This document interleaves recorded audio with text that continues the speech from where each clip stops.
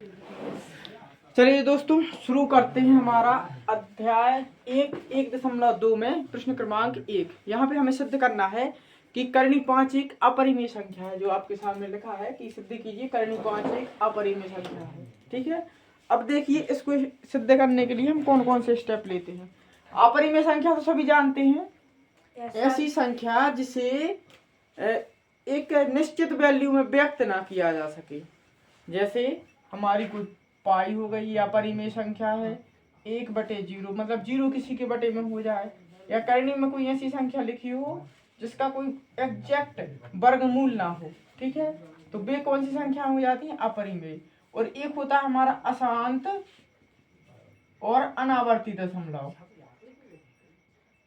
अनावर्ती दशमलव, तो ये इस प्रकार की संख्याएं होती हैं हमारी कौन सी? अपरिमेय संख्या। हमें सिद्ध करना है यहाँ पर कौन सी? जे वाली, कि जे एक अपरिमेय संख्या है। हाँ, करनी 2 में सर जैसे आपने बोली करनी 2 एक अपरिमेय संख्या है, एग्जैक्ट यानी कि वो समझ नहीं आया। करनी 2 का जब अपन मान निकालेंगे, जैसे करनी 3 है, जैसे करनी 2 है, जैसे 3 है। करनी 3 का हमें मान याद है 1.732, और ऐसे चलता जाता है, ये कभी रिपीट नहीं होता वापस। ऐसे चला जाएगा, 4 आ जाएगा, 5 आ जाएगा, 6 कुछ भी आ जाएगा, लेकिन रिपीट नहीं होगा। रिपीट नहीं होगा, और अशांत भी है और अनावर्ती भी है, तो फिर वो कैसा हो जाएगा? अपरिमेय हो जाएगा। माने ऐसी संख्या जिसको हम शब्दों के द्वारा व्यक्त नहीं कर सकते अंकों में। चलिए अब देखते हैं इसका हल करने के लिए हम क्या करेंगे। सबसे पहले इसका उल्टा मान लेंगे। हम लिखेंगे माना करनी 5 एक परिमेय संख्या है। अब परिमेय संख्या की परिभाषा क्या पढ़ी थी हमने पढ़ी थी कि परिमेय संख्या को P/Q के रूप में लिख सकते हैं। तो हम इसको मान ले रहे हैं A/C। ठीक है, जहां जो हर में होता है B, ये 0 के बराबर नहीं रहता। तो हमने मान लिया कि करनी 5 में करनी 5 बराबर A/B। अब क्या करेंगे, हम 5 को यहाँ पे ले आएंगे तो हो जाएगा हमारा B करनी 5B बराबर में A। दोनों तरफ हम क्या करेंगे, इसमें वर्ग करेंगे।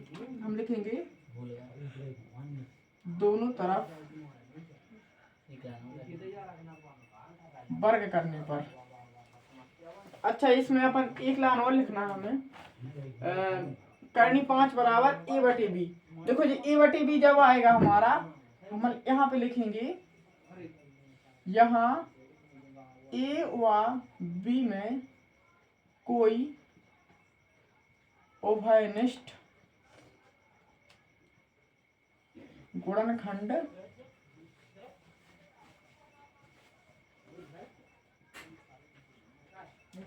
इसमें A और B में कोई भी उभयनिष्ठ गुणनखंड नहीं है। तो अब देखिए हमें क्या करना है, दोनों तरफ क्या करेंगे, दोनों तरफ वर्ग करने पर, दोनों तरफ वर्ग करेंगे तो क्या आ जाएगा? 5B का वर्ग। जी करनी तो कट जाएगी इसकी वर्ग से, डायरेक्ट लिख दे रहा है क्योंकि सवाल बहुत लंबा जाता है। 5B का वर्ग बराबर में A का वर्ग। अब हम देखेंगे, चूंकि A वर्ग 5 से, क्योंकि A वर्ग 5 से विभाजित है, अतः A वर्ग 5 से विभाजित है, अतः A भी 5 से विभाजित होगा। इधर समझने वाली बात है। ठीक है, देख लेना सभी लोग। जैसे आपके सामने लिखा है 5 गुणित 2 बराबर में 10 का वर्ग। मान के चलते हैं, ऐसे लिखा है 5 गुणित 2, इधर 25 20 लिख दे रहा है। 5 गुणित 20 बराबर 10 का वर्ग मान के चलते हैं, तो B की जगह पे क्या है? B, और एक 10 का वर्ग की जगह पे A का वर्ग लिख दे रहे हैं जैसे।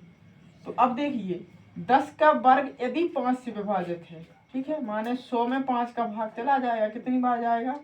20 बार। तो इसके वर्गमूल में भी, मतलब 10 में भी 5 का भाग जाएगा। ठीक है, ऐसा ही होता है। जैसे 12 है, 12 विभाजित है 3 से, तो इसका वर्गमूल 144 भी 3 से विभाजित होगा, क्योंकि 144 में वही गुणनखंड 2 बार होगा। तो 12 में कितनी बार है? 1 बार है। तो सेम कॉन्सेप्ट यहाँ पे लगा है यदि 5 गुणित b वर्ग बराबर a वर्ग है, मतलब ये है कि a का 5 का भाग a वर्ग में चला जाएगा और a वर्ग में जाएगा तो फिर वो किस में चला जाएगा, 5 में भी चला जाएगा। ठीक है, तो हम क्या करते हैं, ये रफ करना था, हम लिखते हैं फिर अब कितनी बार जा रहा था, हम लिखेंगे माना a बराबर 5c। हमने मान लिया कि a का 5 का भाग a में कितनी बार जाएगा, c बार जाएगा। जैसे आपके सामने एक संख्या लिखी है 12, हमने कहा कि 12 में 3 का भाग चला जाता है। ठीक है, तो 3 गुणित 4 मतलब कोई एक संख्या तो होगी जिस संख्या में इसका भाग जाएगा, तो हम लिख देंगे क्या, 3 गुणित 4। तो 12 बराबर में 5c। हम लिखेंगे यहाँ पर भी दोनों तरफ वर्ग करने पर, दोनों तरफ वर्ग करने पर वर्ग कर दीजिए। a का वर्ग बराबर में 5c का वर्ग, a का वर्ग बराबर में 5c का वर्ग। ठीक है, लेकिन इस पर भी वर्ग करना है, तो a का वर्ग बराबर हो जाएगा 25c का वर्ग। ऐसा ही होगा कि नहीं। फिर हम देखेंगे जो हमारा समीकरण ये वाला बना था, इसको हम चाहे तो समीकरण 1 नाम दे रहे हैं। ठीक, यहाँ से रफ करके लिखेंगे a का वर्ग बराबर में 25c का वर्ग। अब हमें क्या करना है, समीकरण 1 में a वर्ग का मान रख देंगे। हम लिखेंगे समीकरण 1 में a वर्ग का मान रखने पर, तो देखो क्या होगा फिर, 5b का वर्ग बराबर में a वर्ग का मान कितना है, 25c का वर्ग, 25c का वर्ग, इसको काट दो, 25, तो b वर्ग बराबर 5c वर्ग। अब ये क्या दर्शाता है, ये दर्शाता है कि b वर्ग में भी 5 का भाग जाएगा। हम लिखेंगे चूंकि यहाँ b वर्ग में 5 का भाग चला जाएगा, इसीलिए b में भी 5 का भाग जाएगा। अब देखिए हमने देखा है कि a में भी 5 का भाग जा रहा था, a भी 5 से विभाजित होगा और हमने लिखा b भी 5 से विभाजित होगा, लेकिन हमने पहले लिखा था करनी 5 बराबर a बटे b, जहाँ a और b में कोई विभाजन गुणनखंड नहीं है। ठीक है, तो हम लिखेंगे यहाँ पर चूंकि a व b में कोई भी उभयनिष्ठ गुणनखंड नहीं है, परंतु इस तथ्य का विरोधाभास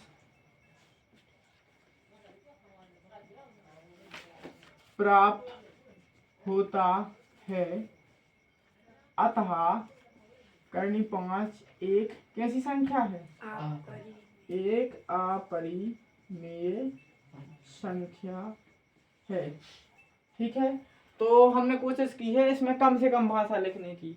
आप अगर कहीं और से इसका सॉल्यूशन देखोगे तो बहुत लंबी भाषा मिल जाएगी गाइड में, या फिर अदर कोई स्कूल टीचर या फिर कोचिंग टीचर करवाते हैं। तो बताइएगा जरूर कि सवाल कैसा लगा आपको, और यदि भाषा ज़्यादा तो नहीं है लेकिन फिर भी आप कम करना चाहें, अगर कर सकें तो कर सकते हैं। नोट कर लीजिए इसको। चलिए अगला क्वेश्चन है हमारा प्रश्न क्रमांक 2। सिद्ध कीजिए कि 3 धन 2 करनी 5 एक अपरिमेय संख्या है। वैसे ही करना है उसको। हम लिखेंगे माना 3 धन 2 करनी 5 एक परिमेय संख्या है, परिमेय संख्या है। ठीक है, तब क्या होगा, तब 3 धन 2 करनी 5, इसको मान लेते हैं हम a बटे b, जहाँ b इज नॉट इक्वल 0। ठीक है, अब देखेंगे a व b दोनों सह अभाज्य, कैसे पूर्णांक है, सह अभाज्य पूर्णांक है। ये लिया हमने, सह अभाज्य का मतलब है कि इनका गुणनखंड एक दूसरे में नहीं होगा। जैसे लिख दिया 2/5, 3/5, इनके गुणनखंड मिलते जुलते तो है नहीं, नहीं। ठीक है। तो सहअभाज्य पूर्णांक है, हम देखेंगे तब 3 धन 2 करनी 5 बराबर में क्या है a/b।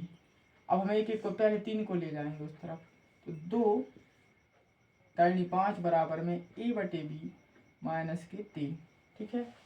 फिर हम क्या करेंगे, इसको सॉल्व कर देंगे एक बार, तो हो जाएगा a माइनस 3b बटे में b बराबर में कितना है 2 करनी 5, ये 2 जो है यहाँ पे आ जाएगा, तो हो जाएगा करनी 5 बराबर a माइनस 3b बटे में b। हम देखेंगे चूंकि a व b पूर्णांक है, हमने सबसे पहले लिखा है कि दोनों सहअभाज्य पूर्णांक हैं, अतः जो पूरी संख्या है जी 3 माइनस a माइनस 3b बटे में 2b, यह एक कैसी संख्या होगी, यह एक परिमेय संख्या होगी, ठीक है। और इसके बराबर में क्या है करनी 5, ठीक है, यह परिमेय संख्या होगी, इसीलिए करनी 5 भी एक क्या होगी, एक परिमेय संख्या होगी। करनी 5 भी कैसी होगी, परिमेय संख्या होगी, ठीक है। लेकिन हम लिखेंगे परंतु हम जानते हैं, इसके पहले ही सिद्ध किया है हमने, हम जानते हैं, क्या जानते हैं, हम जानते हैं कि करनी 5 एक कैसी संख्या है, अपरिमेय संख्या है, अतः इससे हमारे तथ्य नहीं लिखेंगे, हम लिखेंगे हमारी कल्पना का विरोधाभास होता है, जिससे सिद्ध होता है कि ये जो संख्या लिखी हमारे पास 3 + 2 करनी 5 एक कैसी संख्या है, एक अपरिमेय संख्या है, ठीक है। लिखने की पड़ गई है, कितनी बार लिखवा चुके हैं, 1 लिखूं क्या, और क्या लिखूं, तो जो लिखूं कर को हम्म लेकिन